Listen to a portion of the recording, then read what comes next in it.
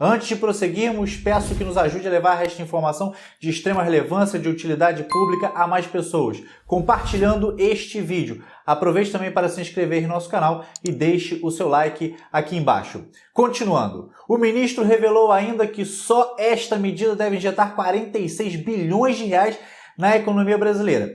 Além disso, como parte do super pacote de medidas, ainda foram anunciadas a liberação do abono salarial, a liberação do PIS/PASEP após fusão com o Fundo de Garantia, o aumento dos recursos para o Bolsa Família, podendo beneficiar aí mais de 1 milhão de famílias, além das famílias já beneficiadas pelo programa. Também fazem parte do pacote, como tanto esperávamos aqui no canal, medidas para salvaguardar a atividade das micro e pequenas empresas, como o diferimento do prazo para pagamento do Fundo de Garantia e do Simples Nacional por 3 meses, redução em 50% das contribuições do Sistema S, também por 3 meses, e a facilitação para a contratação e para a renegociação de crédito. Segundo o ministro Paulo Guedes, ao todo, o conjunto de medidas deve liberar cerca de 147 bilhões de reais na economia brasileira. Vejamos os trechos mais importantes da coletiva de imprensa concedida pelo Ministério. Agora vamos fazer o seguinte, vamos cuidar exatamente dos mais vulneráveis, os idosos. Nós já tínhamos antecipado 23 bilhões para pagamento em abril do 13º dos benefícios do INSS, aposentadorias e pensão, pensionistas e aposentados. Então nós pegamos e anunciamos já aqueles 23 bilhões para entrarem em abril. Já estamos anunciando mais 23 em maio. Estamos dobrando. Então, metade do 13º foi antecipado para maio, para abril. A outra metade já estamos anunciando agora para maio. E já estamos pegando também o abono salarial e antecipando todas as parcelas desse ano para junho. Então são 23 bi, 23 e pouco, depois mais 23 e pouco, depois mais quase 13, 12,80, 2,8. Então, de um lado, nós estamos jogando esses recursos justamente para os idosos mais vulneráveis.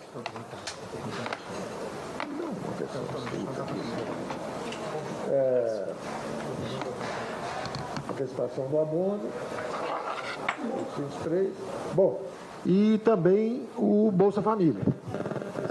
Então nós estamos pegando o seguinte, nós estamos tentando, primeiro o INSS, os idosos, os mais vulneráveis, 23 bi, depois 12 bi de antecipação do abono salarial, depois 3 bi de reforço para o programa Bolsa Família.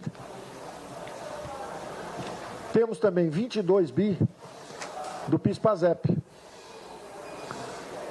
O fundo que nós já chamamos várias vezes. Houve já 2 ondas de resgates, primeiro para os proprietários, depois até para herdeiros, e os 22 bi estão lá. A nossa ideia é, vamos fazer uma fusão com a FGTS,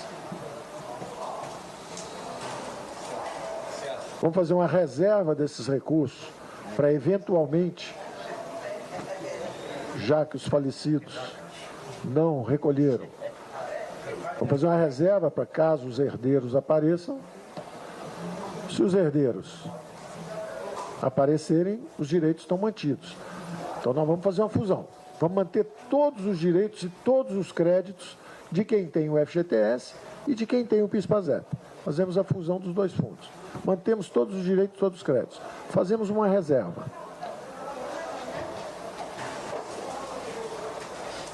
Feita essa reserva, os 20 bi de recursos que sobrarem, ou pouco menos, podem também ser liberados.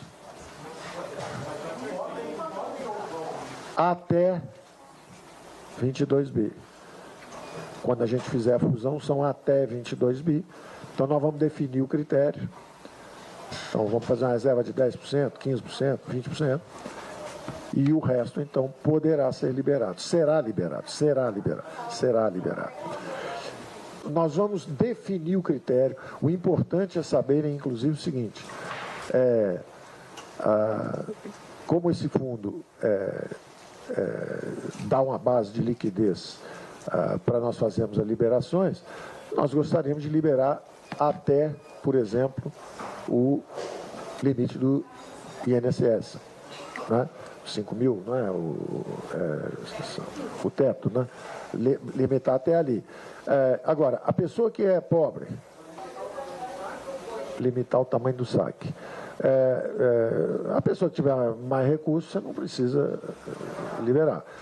Então, o presidente Jair Bolsonaro disse o seguinte: a preocupação é saúde e emprego, os mais vulneráveis e a manutenção do emprego. Então, e isso não esgota, ao contrário, isso é o início para esses próximos 3 meses. Então, nesses próximos 3 meses, nós estamos fazendo o primeiro movimento, é o seguinte: vamos injetar 83 bi para os mais vulneráveis e mais 60 bi para a manutenção de emprego. Quer dizer, aqueles impostos seriam recolhidos, estão sendo, na verdade, diferidos. É como se recolhesse e reinjetasse. Então, tem aí os 147 bi. Então, falando agora da manutenção de empregos, o diferimento do prazo de pagamento do FGTS, são 30 bilhões. Quer dizer, as empresas estão sem capital de giro. Como é que nós podemos ajudar as empresas que estão sem capital de giro? Olha, pode diferir os pagamentos do FGTS. É não pagar os próximos 3 meses. Não pagar os próximos 3 meses. Então a empresa está apertada, não está ninguém indo ao restaurante, parar de ir ao restaurante. A empresa não é correto agora exigir que ela continue pagando isso aí. Então vamos aliviar, vamos ver o que a gente pode, como o fundo do FGTS justamente está forte, está recebendo reforço, está recebendo uma fusão com o PIS/PASEP, nós podemos ficar 3 meses sem recolher. Isso é importante e são 30 bilhões. Segundo, para as pequenas e médias, é o diferimento também, ou seja, não precisam pagar os próximos 3 meses do Simples. Então, mesmo as pequenas e médias, empresas menores que optaram pelo Simples, também podem ficar sem recolher os 3 meses. E aí vocês veem a ligação disso com as medidas do Conselho Monetário hoje de manhã. Quer dizer, a empresa está sem capacidade de pagamento, você fala, olha, não precisa recolher o FGTS então, e se você tiver dúvida, problema lá para renovar a dívida sua com o banco, a gente deixa o banco, não precisa fazer provisionamento, é um caso extraordinário, são só 3 meses, o banco pode até estar com base de capital um pouco menor, mas a gente flexibiliza isso e provê essa liquidez. Essa liquidez, esse recolhimento compulsório de 135 bilhões que já entrou, ele na verdade pode ser esticado agora, ele vai sendo alavancado, pode chegar até 600, 700 bilhões. A capacidade de geração de crédito, de liquidez do sistema. O sistema pode ser mais elástico.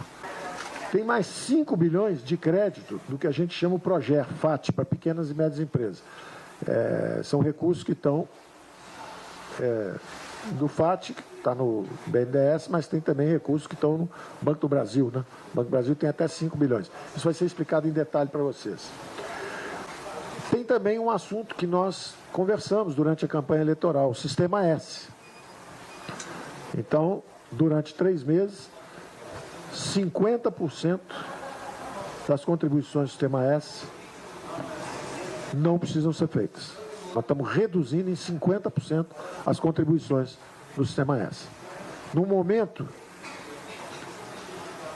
em que os encargos trabalhistas pesam, em que 3% da folha de salários são recolhidos ao Sistema S, o Sistema S que tem muitos recursos, que tem uma liquidez substancial, que tem bastante imóvel, bastante renda, tudo isso, e que nós avisamos desde a campanha que teriam que contribuir com a economia brasileira e que têm, de fato, contribuído. Fizeram vários programas em colaboração conosco. E nós tínhamos acertado, inclusive, que ia haver um corte de 20% nessas contribuições.